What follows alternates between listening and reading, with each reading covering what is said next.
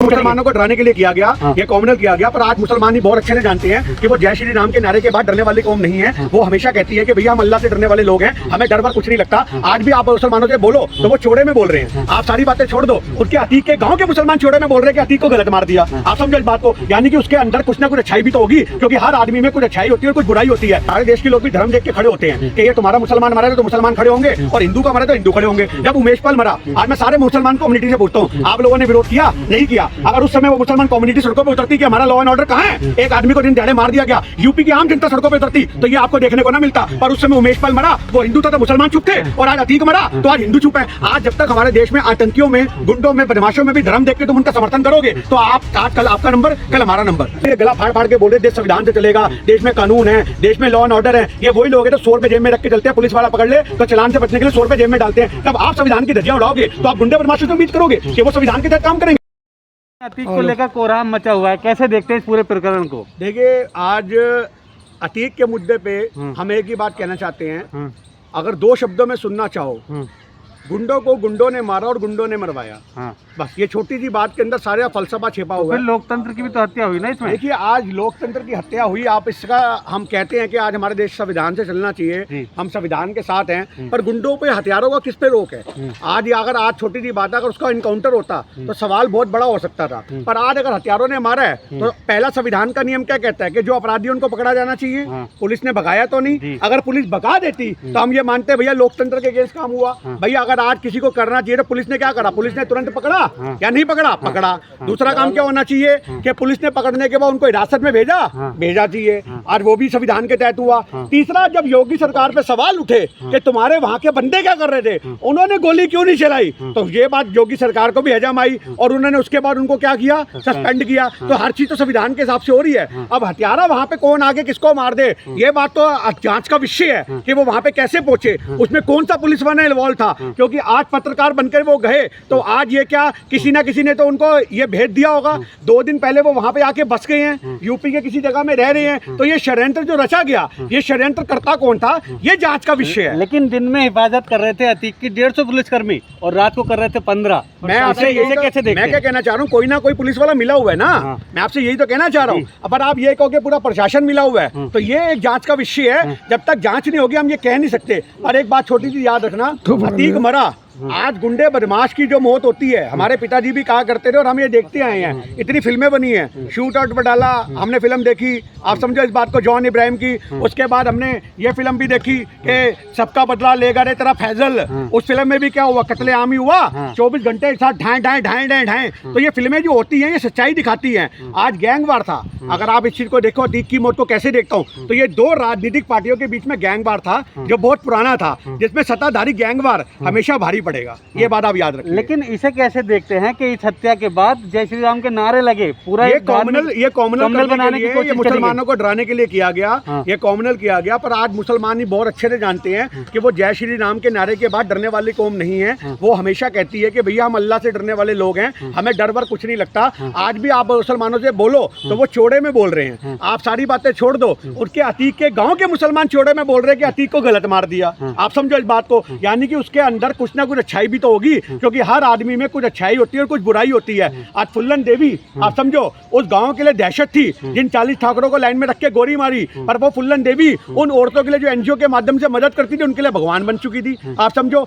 Robin hood को देखो, अमीरों को लूटता था तो जिनके लिए लूटता था उनके लिए वो क्रिमिनल था, पर जिन गरीबों की मदद करता था उनके लिए भगवान था। तो ऐसे ही अतीक की भी एक स्टोरी सुनने को आई है कि वो गरीब लोगों के लिए बहुत हमदर्दी रखता था। कहा जा रहा है कि अतीक के साथ कुछ भाजपा नेता मिले हुए थे, जिसमें उमेश पाल हत्याकांड हुआ था। देखिए, और उसी सबको छुपाने के लिए अतीक की हत्या की गई, खुलासा ना हो जाए। छोटी सी बात यह है कि उमेश पाल का मुद्दा जो था, आज भारत के लोग उस समय खड़े नहीं हुए, हमें बड़ा अफसोस है। आप समझो इस बात को, हमारे देश के लोग भी धर्म देख के खड़े होते हैं कि ये तुम्हारा मुसलमान मरा तो मुसलमान खड़े होंगे और हिंदू का मरा तो हिंदू खड़े होंगे। जब उमेश पाल मरा, आज मैं सारे मुसलमान कम्युनिटी से पूछता हूँ, आप लोगों ने विरोध किया? नहीं किया। अगर उस समय वो मुसलमान कम्युनिटी सड़कों पे उतरती कि हमारा लॉ एंड ऑर्डर कहाँ है, एक आदमी को दिन दहाड़े मार दिया गया, यूपी की आम जनता सड़कों पे उतरती तो ये आपको देखने को ना मिलता। पर उस उस समय उमेश पाल मरा वो हिंदू था तो मुसलमान चुप थे, और आज अतीक मरा तो आज हिंदू चुप हैं। आज जब तक हमारे देश में आतंकियों में, गुंडों में, बदमाशों में भी धर्म देख के तुम उनका समर्थन करोगे तो आप आज कल आपका नंबर, कल हमारा नंबर। लेकिन योगी जी से सवाल तो लोगों ने किया था ना उमेश पाल हत्याकांड के बाद कि कैसा प्रशासन है, क्या हो रहा है,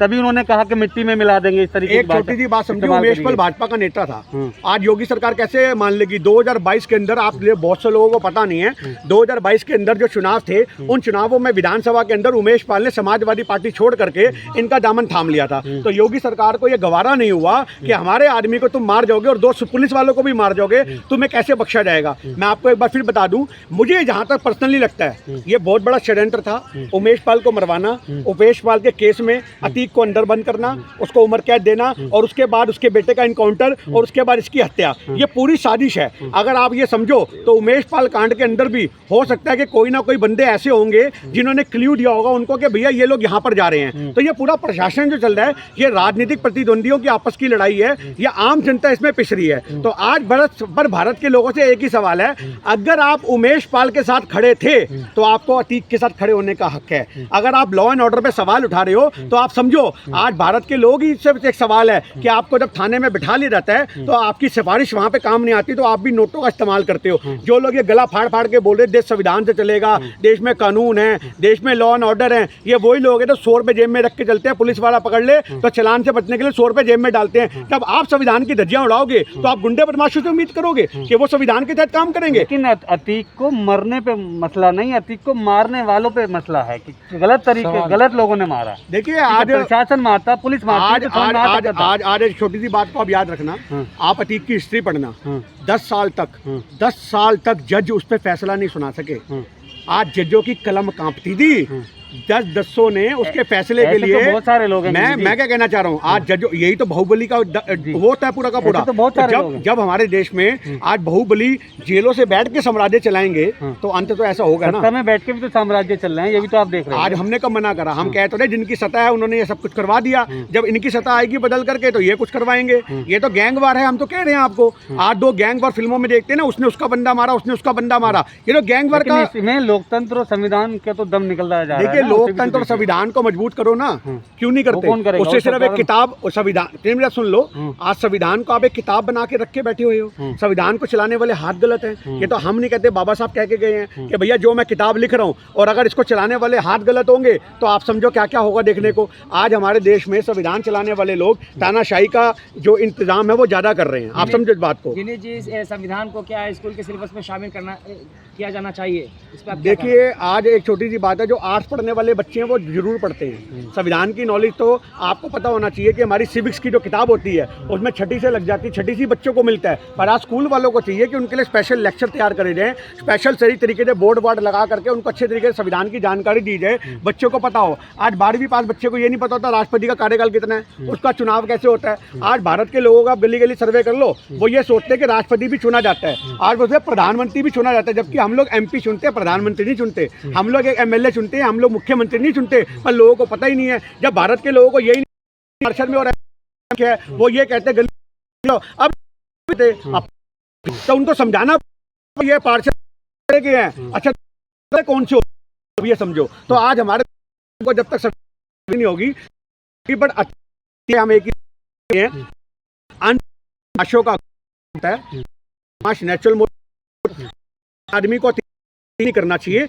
आप समर्थन कर रहे हैं, फाइल दे रहे हैं, आपके पास चाहिए, आपके पास सवाल है और जो ऑर्डर का सवाल ये करो, लॉ एंड ऑर्डर तो लॉ एंड ऑर्डर तो उसके बाद देखने को मिले छात्रा को गोली मार दी गई। आप समझो इस बात को, एक 11 साल की लड़की का उन्नाव के अंदर पहले थोड़े समय पहले की बात है, 6 महीने पहले की, 11 साल की लड़की का बलात्कार होता है और वो 11 साल की बच्ची मां बन जाती है और उन जमानती मिल जाते हैं उन लोगों को। आप समझो उन 5 मुजरिमों को जमानत मिलती है और जमानत में आने के बाद वो उस लड़की के घर में आग लगा देते हैं, जिसमें लड़की भी जल जाती है और उसका 7 महीने का बच्चा भी जल जाता है। तो आप समझो इस बात को, वो मुद्दा नेशनल मीडिया पे क्यों नहीं है? क्योंकि नेशनल मीडिया भी धर्म देख के आग लगाता है। आप समझो अगर कोई मुसलमान अपराधी होगा तो नेशनल मीडिया में 24 घंटे हाईलाइट चलेगी, आप समझो। कोई हिंदू अपराधी होगा तो नेशनल मीडिया उसको दबाने की कोशिश करेगी, आप समझो। आपको पता होना चाहिए 13 अप्रैल को, मैं आपको खबर दे रहा हूँ, मेरठ की खबर है, 13 अप्रैल को 2.5 लाख का इनामी बदमाश आदित्य राणा मेरठ में ढेर कर दिया गया पुलिस के द्वारा। क्या नेशनल मीडिया में वो खबर चली? क्यों? क्योंकि उसके नाम के आगे राणा लगा था। तो आज ये लोग कहते हैं कि देखो 2.5 लाख वाले ये भी तो हैं, ये भी तो आतंकवादी हो गए, हिंदुओं में भी तो फिर आतंकवादी हो जाएंगे अगर आप मुसलमानों में कह रहे हो। तो आज यही हमारे नेशनल मीडिया की कमी है कि अपराधी को अपराधियों की तरह दिखाना चाहिए, उनको एजेंडा नहीं बनाना चाहिए। 5 दिन से अतीक, अरे यूट्यूब खोलो अतीक, आप इंस्टाग्राम खोलो अतीक, आप रील चलाओ अतीक, आप फेसबुक खोलो अतीक, आप नेशनल मीडिया चलाओ अतीक, रात को 12 बजे चलो अतीक, आज तक पे चलाओ अतीक, जी न्यूज़ पे अतीक। अरे भैया इन चैनलों वालों की तो रोटी चल रही है मुसलमानों के नाम से, और गवर्नमेंट की सरकार चल रही है। मुसलमान इनके लिए, मैं शुरू से कहता आ रहा हूँ, इनके लिए बरकत का विषय है मुसलमान, चाहे वो मीडिया वाले हों या वो सरकार वाले हों। सरकार वाले मुसलमानों के नाम पे चुनाव जीत जाते हैं, आप समझो, मुसलमानों के नाम में हिंदुओं को भड़का भड़का के चुनाव जीत जाते हैं, और नेशनल मीडिया वाले वो खबरें दिखा दिखा के अपनी रोटी चला लेते हैं। तो हमारे देश में जब तक मुसलमान लोगों की रोजी रोटी का जरिया बना रहेगा, वो टारगेट पे रहेगा। लेकिन लगातार कई दिन से अतीक का मामला सुर्खियों में है, वहीं पुलवामा का मामला एक तरह से दबा दिया गया है, इसे कैसे देखिए, सत्यपाल मलिक के जो व्यक्तंगे निकल के आए उनका स्वागत करते हैं, पर उसी समय क्रॉस क्वेश्चन खड़ा करता हूँ कि आज कहीं ना कहीं सत्यपाल मलिक इसके लिए जिम्मेदार नहीं है। आज सारे लोग ये तो कह रहे सत्यपाल मलिक ने खुलासा कर दिया, राजनीतिक पार्टियों ने निकल के प्रदर्शन भी करना शुरू कर दिया, धरने प्रदर्शन हो रहे हैं, जांच की मांग हो रही है। अरे 2019 से हम तो जांच की मांग कर रहे थे कि भैया जांच होनी चाहिए पुलवामा की, इतना बड़ा हादसा हुआ, 300 किलो आगे कहाँ से आया। और अगर ये कहते हैं कि उन्होंने एयरक्राफ्ट मांगे थे और सत्यपाल मलिक कहता मुझे बोल देगा चुप हो जाओ, तो आप उस समय क्यों नहीं बोले? जब आज 5 साल बाद आपकी जबान निकल रही है, अगर 5 साल पहले आपने ये बात बोली होती तो 2019 में भाजपा की सरकार ना बनती। क्यों आज विनाश की स्थिति हमें देखने को मिल रही है, अर्थव्यवस्था हमारी डूब गई, देश बिकने की कगार पे आ गया, कोरोना काल में लोगों का फायदा उठाया गया, जो इतना कुछ रचा गया, इसका जिम्मेदार कहीं ना कहीं सत्यपाल मलिक है। पर तो उस समय अपनी कुर्सी प्यारी थी, आप समझो। उस समय अगर सत्यपाल मलिक ये बात बोलता तो पूरा भारत उसका स्वागत करता, पर सत्यपाल मलिक ने उस समय चुप रहना। अरे मोदी ने बोला चुप हो रहा, चुप हो गया। अब मोदी ने आके का चाबी घुमा दी, बोल दे, आप समझो इस बात को। आज भी तो अपने मन की बात बोल रहा है, तो आज लोग तेरे को घेरेंगे कि अपने राजनीतिक फायदे के लिए बोल रहे हैं। कहीं ना कहीं तेरे को कुछ मांगा होगा, तूने मांगी होगी राज्यसभा भेजो, मुझे कोई और पद दे दो, मुझे आगे बढ़ाओ, और तेरी वो डिमांड पूरी नहीं हुई तो तू आज खुलासे कर रहा है। बेशक सच्चाई यही है जो सत्यपाल मलिक बोल रहा है, सच्चाई बिल्कुल यही है कि पुलवामा में जो साजिश रची गई थी उसके लिए पूरा रक्षा मंत्रालय, उसके लिए मोदी सरकार जिम्मेदार है। पर आज मुद्दा ये होना चाहिए कि उस समय जबान बंद क्यों रही। अगर उस समय ये अपनी जबान खोलता तो बहुत कुछ होता। आज पुलवामा के जो शहीद बच्चों के परिवार हैं, उन परिवार वालों से हम कहते हैं कि न्याय आपको अदालतें नहीं देंगी, आप समझो इस बात को, न्याय आपको जनता दिलवाएगी। आज सारे पुलवामा के जो शहीद बच्चे हैं, उनके परिवार हैं, उनके पिताओं से हमारा हाथ जोड़ के विनम्रता पूर्वक एक अनुरोध है कि आप लोग सड़कों पे उतरो, आप लोग जमीन पे लड़ाई लड़ो, और जब तक आप जमीन पे लड़ाई नहीं लड़ोगे, आपकी डिमांड पूरी नहीं होगी, आपके बच्चों को शहीद का दर्जा नहीं मिलेगा, आपको सम्मान नहीं मिलेगा। आज पूरा भारत आपके साथ खड़ा होगा, क्योंकि शहीद के परिवार को लोग ये नहीं कह सकेंगे देखो देखो राजनीति करने आ गए। तो आज सोचने की बात है, चाहे कांग्रेस पार्टी हो या देश के बाकी आवाम के लोग हों, जब जब वो जाएंगे तो लोग कहेंगे कोई ना कोई संगठन वाला होगा, रोटियां सेकने के लिए आया है। पर जब शहीद के परिवार सड़कों पर निकल के आएंगे तो पूरा भारत उस झंडे के पीछे चलेगा, और उसका हम सम्मान करते हैं। बहुत शुक्रिया।